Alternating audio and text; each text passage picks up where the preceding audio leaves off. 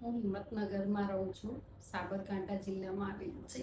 2 થી 2.5 વર્ષ સુધી પગમાં બહુ જ લપકારા મારતા હતા. ઘણી જગ્યાએ બતાવ્યું હું, પણ ક્યાંય મારા મનને સંતોષ મળ્યો નથી. ઘણી જગ્યા હોસ્પિટલોમાં ગઈ, બધાનો અભિપ્રાય લીધું, આયુર્વેદિક દવા લાવી, હોમિયોપેથિકની લાવી, એલોપેથિકની લાવી, પણ બધે જ્યાં જઈએ ત્યાં એ જ કે તમારું ઓપરેશન કરવું પડશે. પણ ઓપરેશનના કારણે હું બહુ ડરતી હતી. એટલે કોઈને પૂછવું ને કે ની નાખી છે, પછી 5 વર્ષે 10 વર્ષે બીજી બદલાવી પડે, પડી જઈએ તો પ્રોબ્લેમ થાય, એના કારણે બહુ બીક લાગતી હતી મને. એટલે હું ક્યાં ઓપરેશન કરાવવાનું સજેસ્ટ નહીં કર્યું.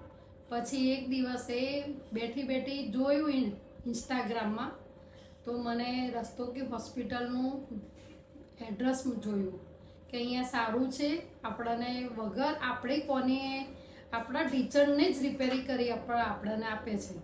એટલે હું મારા મિસ્ટરને લઈને આવી અહીંયા.